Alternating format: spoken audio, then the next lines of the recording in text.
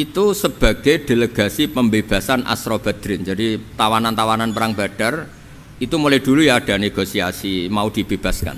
Terus orang-orang kafir ini menugaskan namanya Jubair bin siapa? Mut'im. Ini ada di Bukhari. Karena ini ngaji di Jakarta. Kalau orang nggak tahu hadis juga tanya ini sahih ndak itu. Wong nggak tahu kok tanya itu aneh-aneh. Padahal kalau dibodoni itu ya nggak tahu. Tapi ya tetap tanya, hadisnya ini sahih ndak? Ini kata kiai apa kata nabi ini ya ribet. Memangnya kata nabi kamu dengar kan ya lewat kiai. Emang. Setelah itu Jubair itu datang ke Madinah. Dengerin ya, datang ke mana? Madinah. Kemudian dengar Nabi baca Wattur pas sholat maghrib. Jubair karena Nabi dulu gak ada hotel, gak ada pondok ya. Pondoknya Nabi hanya sufah itu. Nabi baca maghrib, bukan diskusi, bukan debat, baca Wattur wa kitabi mastur fi raqim mansur wal baitil ma'mur wasaqfil marfu wal bakhril masjur terus. Kemudian sampai pada titik ayat am khuliqu min ghairi syai'in. Masa manusia atau alam raya yang maujudat, yang nyata, yang wujud nyata. Kemudian asal usulnya itu ketiadaan. Ini kan hadhil alam maujud, alam ini kan nyata. Masa sesuatu yang nyata penciptanya itu tidak nyata. Jadi nggak mungkin ada faham nihilisme. Kalau faham nihilisme berarti melahirkan teori begini. Al adamu yakhluqu maujudan, sesuatu yang tidak ada menciptakan yang itu kan akal nggak bisa nerima. Kalau sesuatu ini ada, penciptanya pasti ada.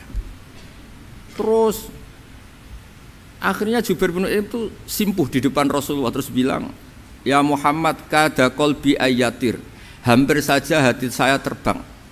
Kalau riwayatnya Imam Ahmad, faka'anna masudi aqalbi, hati saya dihancur. Semua teori yang saya bawa untuk ngelawan kamu sekarang luluh semua, hancur semua. Yang benar adalah teori Anda bahwa Tuhan itu satu dan Tuhan itu ada sebelum semua makhluk.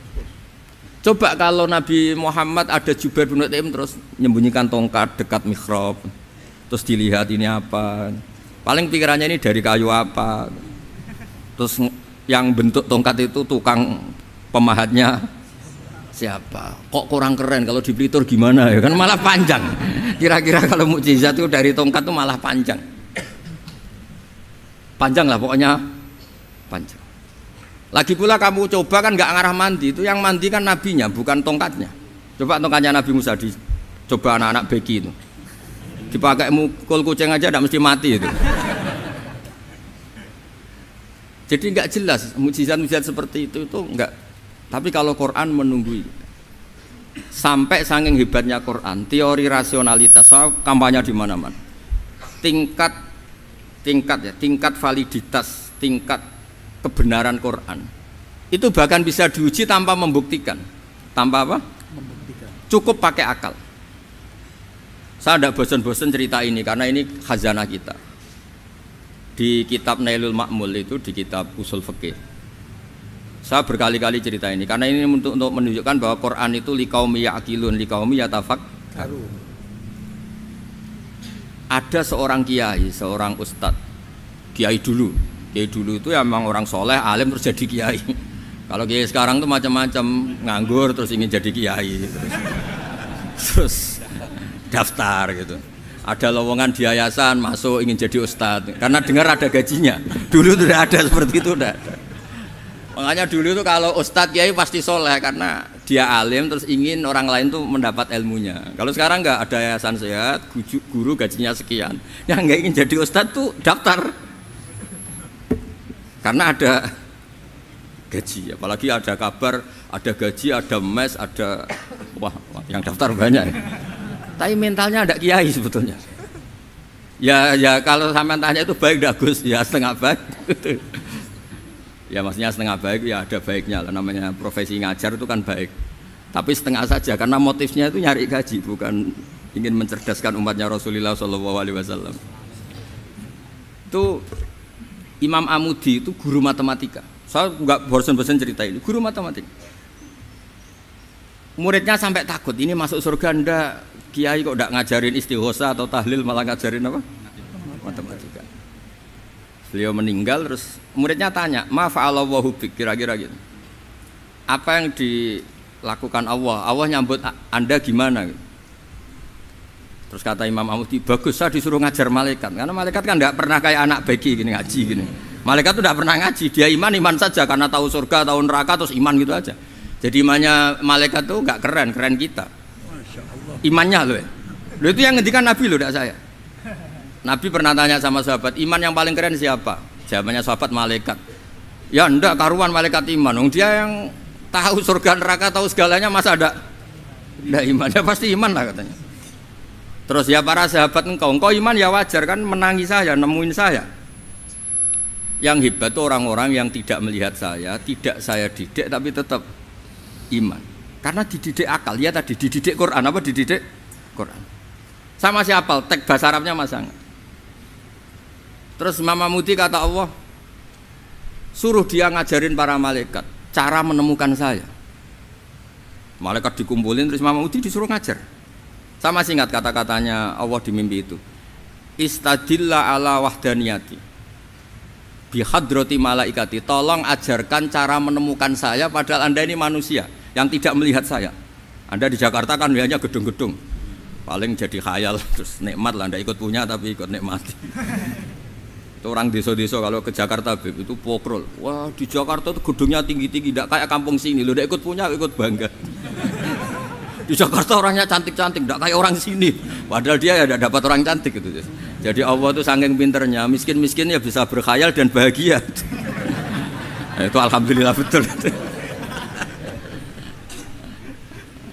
Akhirnya itu apa ini anak-anak begini saya tak niati ngajar standar anak-anak akademik. Terus pertama yang diajarkan hanya bilang gini, sama siapa teknya? Ya malaikat wahai para malaikat. Terus beliau bilang, nisbatus naini wassalasah ila mala nihayata lahu nisbatul far'i ilal asli. Angka itu jumlahnya berapapun 2, 3 sampai triliunan. Semuanya itu nisbatul far'i ilal asli. Bin nisbat ilal wahid nisbatul far'i ilal asli. Angka 2 ya cabangnya 1, 3 ya cabangnya 1, 1 triliun ya cabangnya 1. Tetap yang asal usul adalah angka 1. Itu nangis semua malaikat. Cara Jawa itu mandekman kue iman kaya imanku. Makanya imannya umatur Rasulullah SAW itu PD-nya yakinnya kayak imannya malaikat. Kalau Tuhan itu 1. Karena angka agak bisa dimulai kecuali dengan angka 1. Makanya nisbatus naini wassalasah ila ma la nihayata lahu iku nisbatul far'i ilal asli. Semuanya itu nisbatnya cabang ke induk. Berarti semua alam raya ini tetap asal usulnya 1, yaitu qul huwallahu ahad. Nah, itu namanya akal. Umatnya Rasulullah itu ditinggali mukjizat akal lewat panduan Quran sehingga meskipun kita tidak menangi Rasulullah, tidak menangi sahabat, kita tidak tahu malaikat Jibril, tapi cara iman kita ini tidak kalah keren. Yakin hakul yakin. Terus kedua, gambar. Kamu gambar rumah, gambar hewan, gambar apa saja, mesti dimulai 1 titik. Entah gambar kamu bagus, entah jelek, tetap dimulai 1 titik. Nah, titik ini namanya nuqtatul wujud. Semua alam raya dimulai dari 1 titik, yaitu nuqtatil wujud. Makanya Quran dimulai bismillah, dan bismillah itu dipilih sama Allah pakai pertama ba itu ada titik. Itu kata semua ulama. Itu titik itu singkatan dari bi kana makana wa bi yakunu mayakun. Karena saya semuanya ada. Bi itu karena saya. Jadi makanya santri-santri beki tidak usah bayangkan kamu jadi wali terus bisa terbang ke Mekah, tidak usah. Kalau terbang ke Mekah ya sudah umroh aja bayar. Kalau enggak ya maklaran KBH atau apa, pokoknya cari gratis itu. Ya gratis kan ya, dapat orang 10 gratis 1. Terus orang enggak umroh-umroh dirayu-rayu supaya umroh. Repot. Itu pelanggaran fikih itu. Kalau orang punya utang itu wajibnya nyaur utang dulu gitu. Wah repot. Saya itu juga sering bingung di kampung-kampung. Gus sama umroh. Kenapa? Dapat gratisan. Minta uang saja buat nyaur utang, nggak boleh Gus. Wah, secara fikih yang wajib itu nyaur utang bukan umroh. Nggak boleh Gus diminta uang, nggak boleh, harus umroh. Udah gitu saya ini bingung Gus mau umroh, nggak nikmati. Kenapa? Disuruh ngajar Gus. Repot semua kalau ibadah mergawe ya gini bingung semua. Ya saya mohon anak-anak beki semuanya yang seneng Quran itu harus seneng sampai kayak saya sehingga tahu. Istidlal, mencari Tuhan dengan cara tauhid yang berbasis akal itu sedzahir imannya malaikat. Jika di klasmen iman itu manusia ulul ilmi, kita-kita yang nekuni ilmu itu nomor satu prakteknya.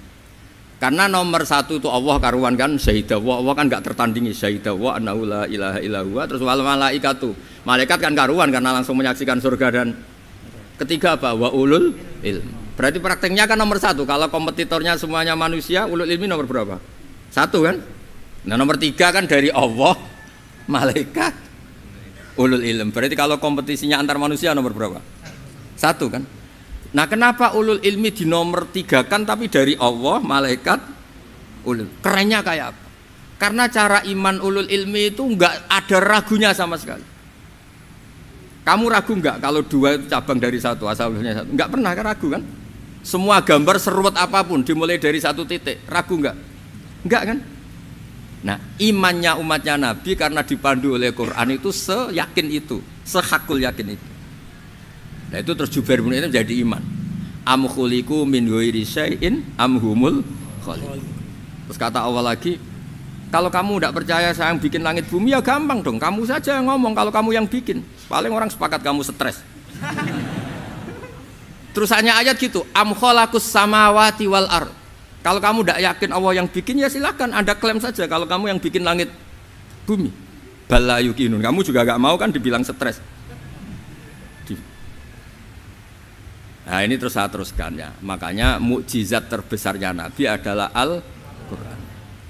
Karena Al-Quran itu cerita tentang hukum-hukum akal, cerita tentang logika-logika peradaban. Misalnya logika peradaban, contoh paling gampang. Di Quran itu ada sekian ayat yang Allah cerita peradaban. Misalnya wa ahsinu innallaha yuhibbul muhsinin. Itu dikutip terus kemudian disimpulkan dalam peradaban. Kata Sayyidina Ali karramallahu wajhah ngendikannya gampang. Ahsin man syi'ta takun amirah. Kamu berbuat baik saja sama seseorang, maka otomatis kamu akan jadi pemimpinnya. Ada orang nggak tamat SD, nggak tamat papa, gobloknya minta ampun. Tapi karena gaji seorang pakar, oh kamu tak gaji 1 bulan 1 miliar, perusahaan saya jadikan besar. Itu dikongkan ngalor ngidul ya nurut. Hanya karena dia ihsan. Terus wastaghni amman syi'ta takun nadhira. Ya, saya ulang lagi. Wastaghni amman syi'ta takun nadhira. Dan kamu jangan butuh orang lain, siapapun dia, maka kamu akan setara. Misalnya ada menteri orang antri mau salim, tapi kamu tidak butuh kan tenang saja. Tapi kalau kamu butuh, habis kamu. Ya kan, kamu tidak butuh seseorang, maka kamu posisinya akan setara. Kamu harus sopan karena punya utang jasa. Kalau nggak punya apa-apa kan setara. Ya enggak? Misalnya kamu jajar rektor atau jajar menteri, jajar apa saja. Kalau kamu tidak punya utang kan, kamu jajar menteri tidak punya utang. Sama jajar satpam tapi punya utang, takut mana?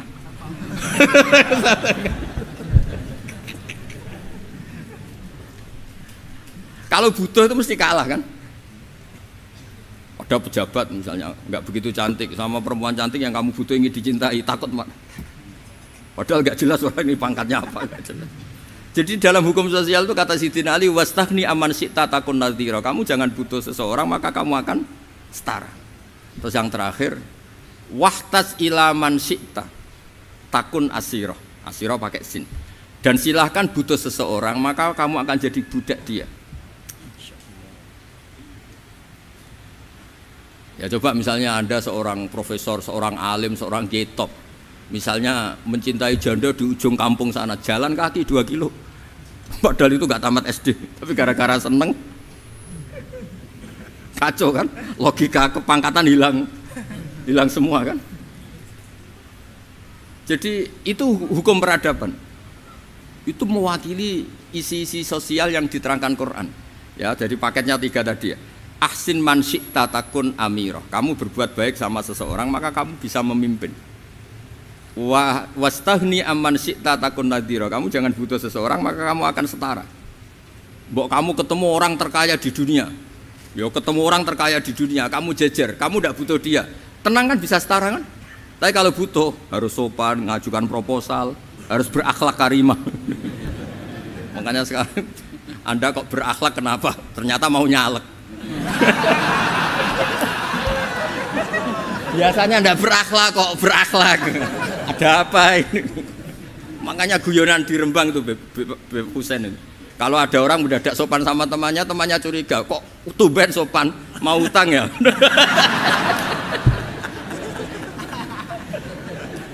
Zaman akhir itu kacau.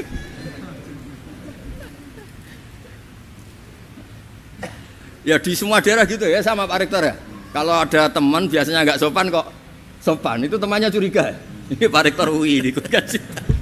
Kok tumben sopan, ada apa ya? Karena di mana-mana orang butuh itu pasti beretika.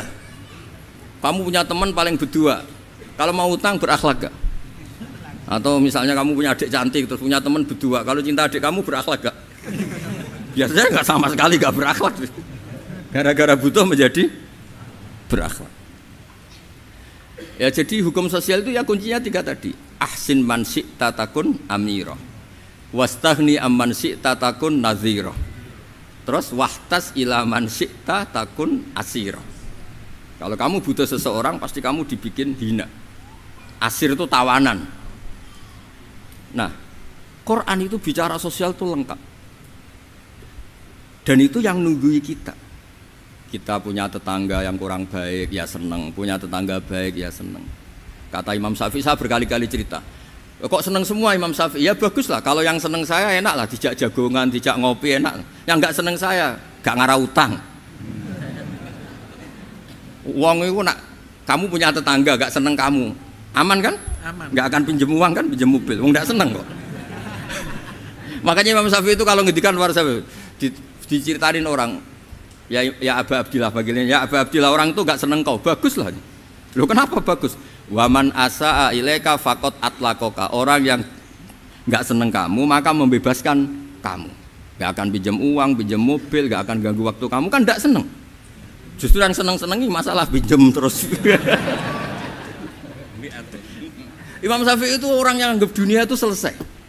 Ada yang cerita, ya Aba Abdillah, orang yang tadi cium tangan engkau, yang hormat engkau, di luar maki-maki engkau, ngerasain engkau, ngata-ngatain engkau. Ya bagus lah. Kok bagus gimana? Berarti saya wibawa, depan saya tidak berani. Berarti saya wibawa, di depan saya tidak berani. Berarti itu makomnya sudah kulillah sumadarhum fi khawdihim yal'abun. Sudah dunia itu selesai, sudah agak penting semua. Nah itu kalau kamu anak-anak beki ahli Quran, sudah ayatnya kulillah sumadarhum fi khawdihim yal'abun. Sudah lihat Allah saja agak penting, makhluk-makhluk itu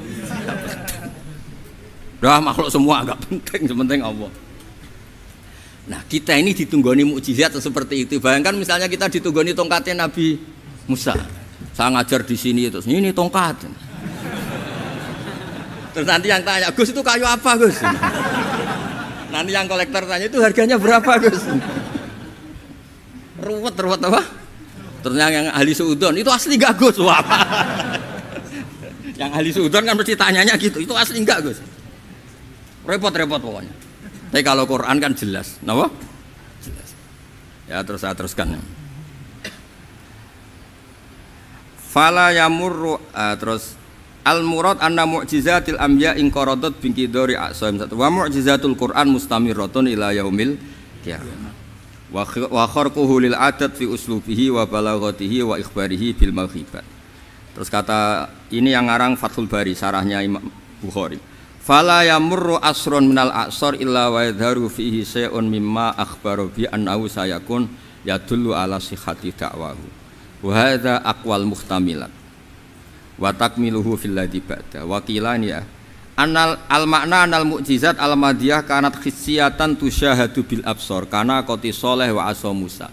Mukjizatnya nabi-nabi dulu itu hanya penyembuh, hanya pelengkap, hanya nuruti keinginan mata. Seperti dahsyatnya apa? Laut Merah di sebelah apa dipukul sama tongkatnya Nabi siapa? Itu semuanya itu hanya memanjakan mata. Urusan mata. Terus wow itu. Tapi kalau mukjizatnya Nabi Muhammad itu berdasar akal. Maksudnya berdasar akal nih dengerin ya. Dengerin betul. Ketika Laut Merah terus tersibak kan wow itu keren kan? Terus kita bilang menyimpulkan, wah kita tidak akan mampu. Itu bodoh sekali kesimpulan kita tidak akan mampu. Meskipun bikin nyamuk Anda juga tidak mampu. Loh, untuk memutuskan tidak mampu saja kok sampai pertunjukan seperti itu tuh laopo, cek goblok gitu. Nah kalau kita karena umat yang pinter untuk memaksa kita nggak mampu, Allah bilang Inna wa la yastahi ayadriba matalam ma ba'udah. Kita melihat nyamuk langsung berkesimpulan tidak mampu. Saya berkali-kali cerita nyamuk itu sudah kecil, masih punya urat, uratnya kayak apa? Masih punya kuman, kumannya seberapa? Ya enggak? Nyamuk itu kecil, punya organ tubuhnya punya urat. Itu kalau kamu pinter, antara tongkatnya Nabi Musa menyibak Laut Merah sama nyamuk itu sama-sama berkesimpulan melahirkan satu faham bahwa kita tidak mampu. Loh, untuk memaksa tidak mampu saja kok nunjuk pertunjukan ada onta keluar dari batu, Nakotu Soleh, ada tongkat yang bisa mengeringkan Laut Merah. Cik goblok ya. Lah kita alhamdulillah tidak jenis goblok yang seperti ini. Untuk ikrar bahwa Allah itu hebat ala kulli syai'in, cukup lihat nyamuk, kagum kan? Sudah, tidak usah bikin hidup. Saya berkali-kali mencontohkan. Para pemahat tak suruh bikin patung gajah itu mampu, tak suruh bikin patung nyamuk kalau bisa. Nyari materi dari apa coba? Gampang mana bikin patung gajah sampai patung nyamuk? Gajah, makanya Allah bikinnya contoh itu untuk ijaz itu pakai nyamuk bukan pakai. Itu kalau ustadz-ustadz yang agak jorok malah contohnya nyamuk Gus, itu kecil, itu kayak apa? Di dalamnya dia hamil. Itu anaknya kecil lagi, telurnya kecil lagi, itu gimana itu cara bikin itu? Makanya di sini ini ada kitab Itqan, itu komentarnya itu lucu. Ini kitab Al-Itqan karangannya Imam Suyuti. Ini persis komentar saya tadi yang kata Imam Suyuti, pengarang kitab Itqan. Wa ya imma khissiyah wa imma akliyah. Jadi mukjizat itu ada yang fisik, bisa dilihat indra, panca indra, bisa dilihat akal. Wa aktsaru mu'jizati Bani Israil kanat khissiyah li baladatihim. Bilada itu goblok, wakillati basairihim. Dasar wong goblok. Mukjizat itu ngenteni sing wow. Maksudnya dasar untuk ngakui Allah hebat saja kok nunggu halal yang seperti itu gitu. Paham gitu? Mergo likil latin apa aklihim wa aksaru mu'jizati hadil ummah akliyatun li farati dzakaihim wa kamali afwahihim. Dan mukjizatnya umat ini semuanya berdasar akal karena sudah cerdas. Jadi andaikan kita melihat tongkatnya Nabi Musa menyibak Laut Merah dengan melihat nyamuk, kesimpulan kita sama-sama wow, sama-sama keren, sama-sama memastikan kita tidak mampu. Makanya terus Quran menerangkan kita wa ma min dabatin fil ardi wala ta'iri yatiru bi janahihi illa umamun amsalukum. Jadi keseharian kita lihat burung kok terbang. Itu sudah ayatun min ayatillah. Paham nggih? Dados niki kudu bangga ditunggoni napa Quran, nggih ditunggoni napa Quran. Wa mu'jizatul Quran tusyahadu bil basirah fayakunu mayattabi'u li ajlihi aksar. Terus li annal ladzi yusyahadu bi ainir ra'si yang qaridu bingkiradi musyahidi. Sesuatu yang tampilan dahsyatnya itu disaksikan mata, maka itu bisa habis. Era tongkat Nabi Musa seperti itu habis enggak? Bisa mengeringkan Laut Merah, habis kan? Tapi era mukjizatnya Quran ila yaumil qiyamah. Ya contoh sosial, saya kembali lagi ke sosial. Kamu punya teman awet atau punya istri awet, itu konsepnya ya wal kadhiminal ghaidh, itu agak gampang tersinggung. Coba kalau kamu setiap tersinggung putus, setiap tersinggung habis, kamu tidak punya teman, tidak punya istri. Sampai kita awet seperti ini, kalau kecewa ya wal kadhiminal ghaidh, ngempet. Termasuk saya ini biasanya ngaji khusus terus baca gini ya kecewa.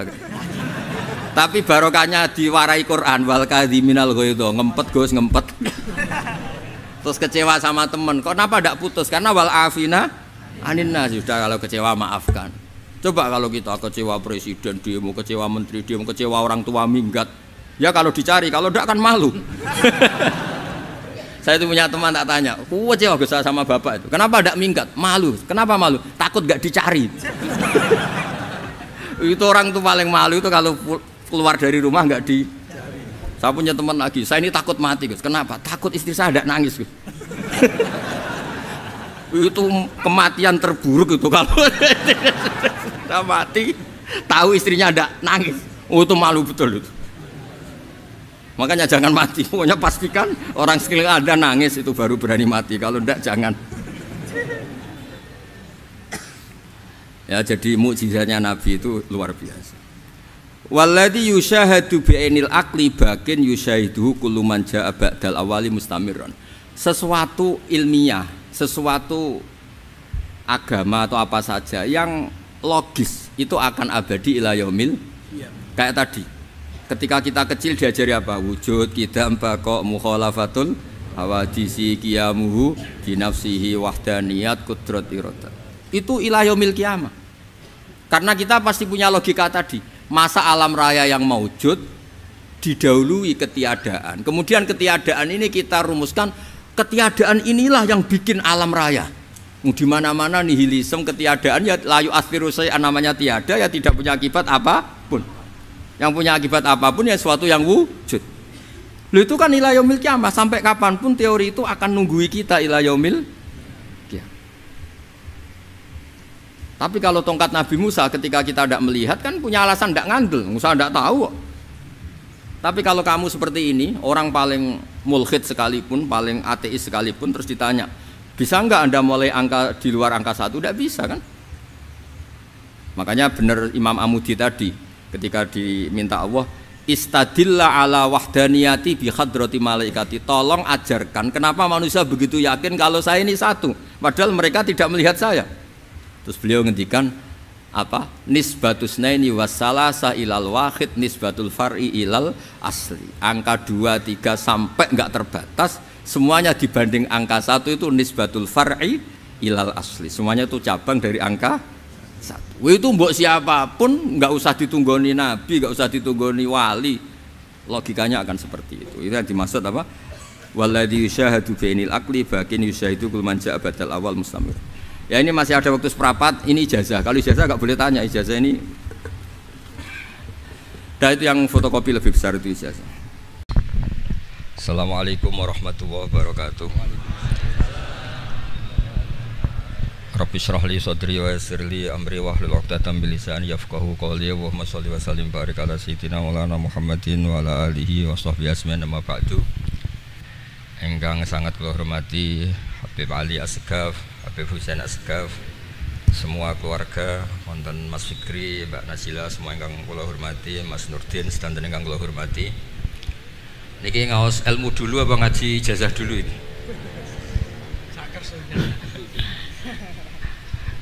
Ini kok malah aneh. Mboten usah ribet. Mboten cek 1 2. Pakai ini aja, tidak usah ini aja.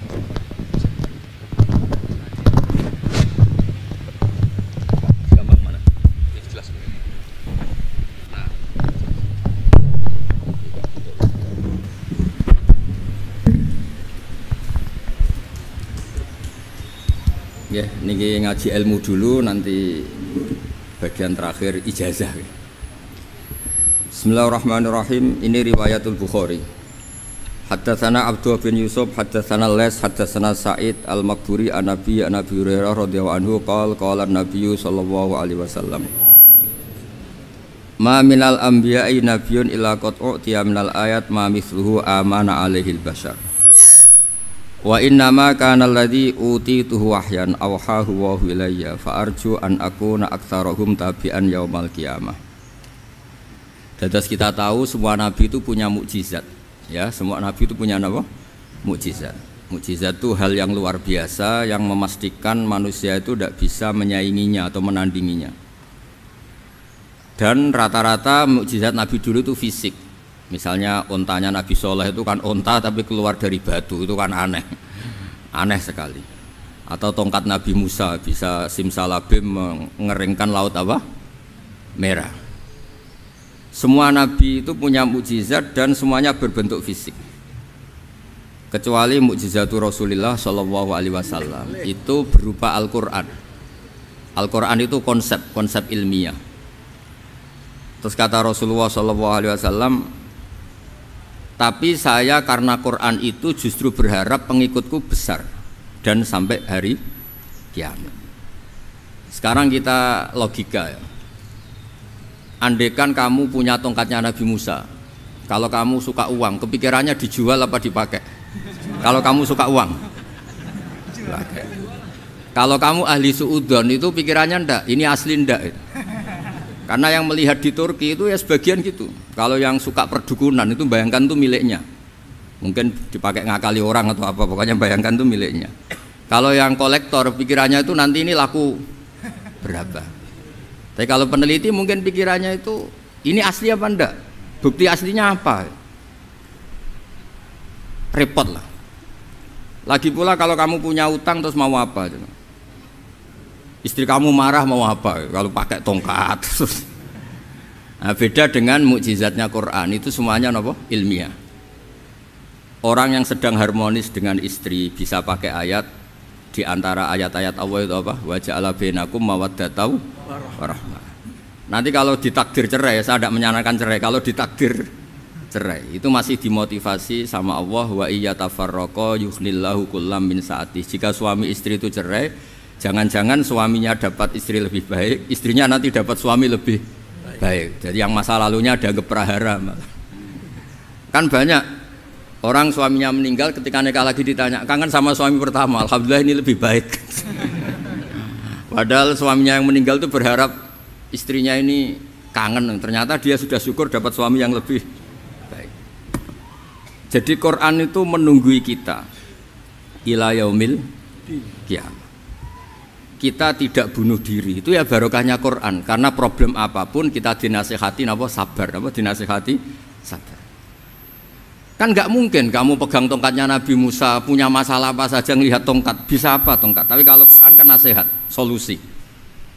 Makanya Nabi berharap dengan Quran ini, saya berharap pengaruh saya, pengikut saya terbanyak ila yaumil qiyamah. Terus beliau dikomentari begini sama, ini Fathul Bari, sarahnya Bukhari. Al-muradu anna mu'jizatil anbiya inqaradat binqiradi a'sorihim. Falam yusyahidha illa man hadaraha. Problem mukjizat nabi-nabi dulu itu kan fisik, sehingga yang tahu kalau Nabi Soleh punya unta yang ajaib itu yang tahu ya hanya yang hadir saat itu. Yang tahu kalau tongkat Nabi Musa bertuah itu juga yang tahu hanya yang hadir saat itu. Selebihnya tahu tongkat ya di museum. Tapi kalau Quran menjadi solusi, menjadi panduan, menjadi pegangan itu ila yaumil qiyamah. Kita beri contoh ya, Quran panduan yang paling gampang misalnya begini. Dulu ini cerita ya.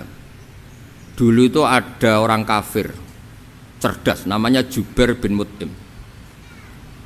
Itu saking pinternya dia, pinter juga tokoh. Itu sebagai delegasi pembebasan Asra Badrin. Jadi tawanan-tawanan perang Badar itu mulai dulu ya ada negosiasi mau dibebaskan. Terus orang-orang kafir ini menugaskan namanya Jubair bin siapa? Mut'im. Ini ada di Bukhari. Karena ini ngaji di Jakarta. Kalau orang nggak tahu hadis juga tanya ini sahih ndak gitu. Wong nggak tahu kok tanya itu aneh-aneh. Padahal kalau dibodoni itu ya nggak tahu. Tapi ya tetap tanya hadisnya ini sahih ndak. Ini kata kiai apa kata nabi ini ya ribet. Memangnya kata nabi kamu dengar kan ya lewat kiai. Memang. Setelah itu Jubair itu datang ke Medina, dengerin ya, datang ke mana? Medina. Kemudian dengar Nabi baca Wattur pas sholat maghrib.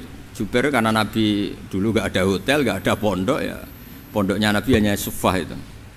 Nabi baca maghrib, bukan diskusi, bukan debat, baca Wattur wa kitabim mastur fir raqim mansur wal baitil ma'mur wasaqfil marfu wal bakhril masjur terus.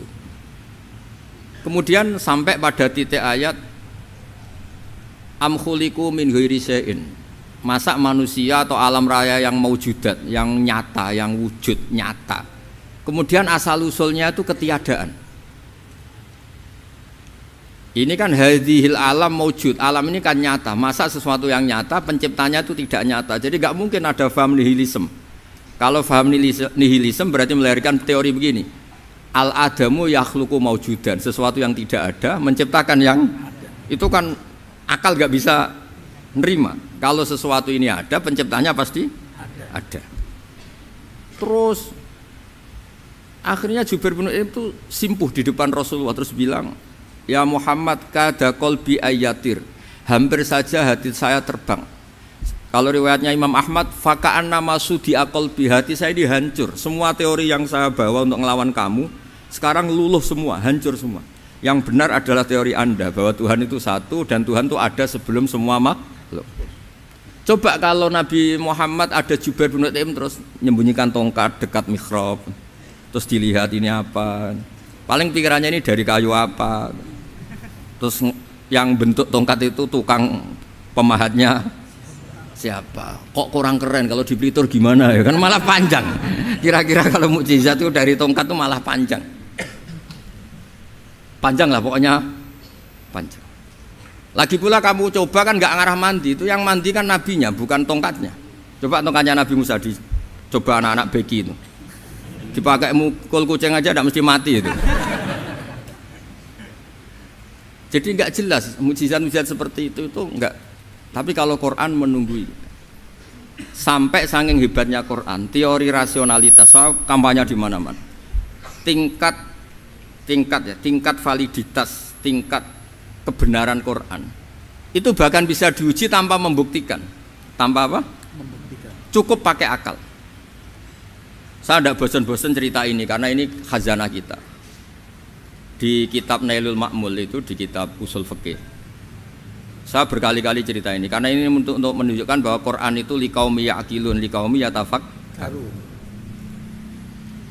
Ada seorang kiai, seorang ustadz, kiai dulu itu ya memang orang soleh, alim terus jadi kiai.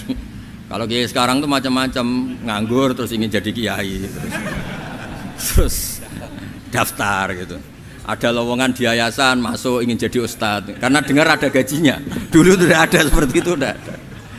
Makanya dulu tuh kalau ustadz kiai pasti soleh karena dia alim terus ingin orang lain tuh mendapat ilmunya. Kalau sekarang nggak ada yayasan sehat, guru gajinya sekian. Yang nggak ingin jadi ustadz tuh daftar karena ada gaji. Apalagi ada kabar, ada gaji, ada mes, ada wah yang daftar banyak. Tapi mentalnya ada kiai sebetulnya. Ya kalau sampean tanya itu baik dah Gus, ya setengah baik. Ya maksudnya setengah baik ya ada baiknya lah, namanya profesi ngajar itu kan baik. Tapi setengah saja karena motifnya itu nyari gaji, bukan ingin mencerdaskan umatnya Rasulullah SAW. Itu Imam Amudi itu guru matematika. Saya nggak bosan-bosan cerita ini, guru matematika. Muridnya sampai takut, ini masuk surga ndak, kiai kok ndak ngajarin istighosa atau tahlil malah ngajarin apa? Matematika.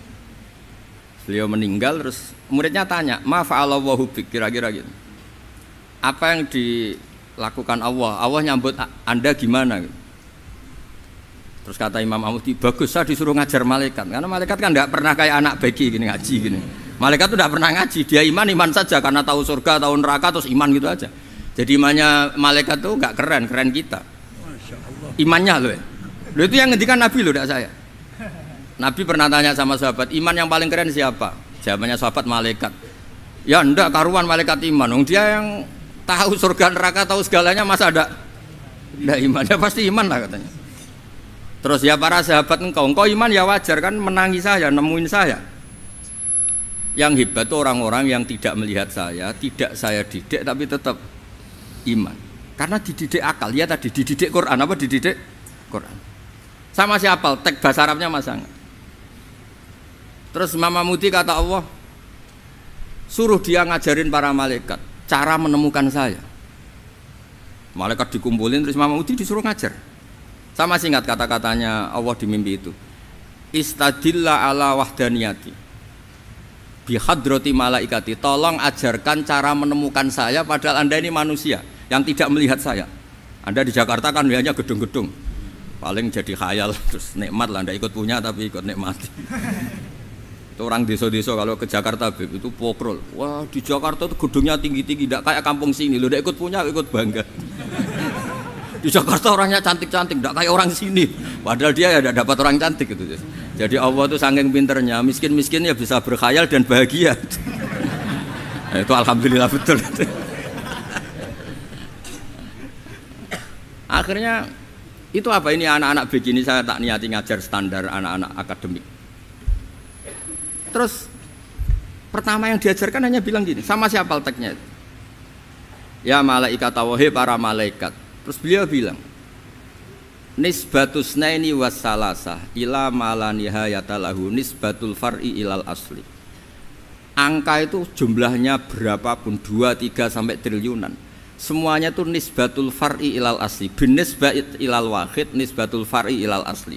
Angka 2 ya cabangnya 1, 3 ya cabangnya 1, 1 triliun ya cabangnya 1. Tetap yang asal usul adalah angka 1. Itu nangis semua malaikat. Cara Jawa itu mandekman kowe iman kaya imanku. Makanya imannya umat Rasulullah sallallahu alaihi wasallam itu PD-nya yakinnya kayak imannya malaikat. Kalau Tuhan itu 1. Karena angka enggak bisa dimulai kecuali dengan angka 1. Makanya nisbatus naini wassalasah ila ma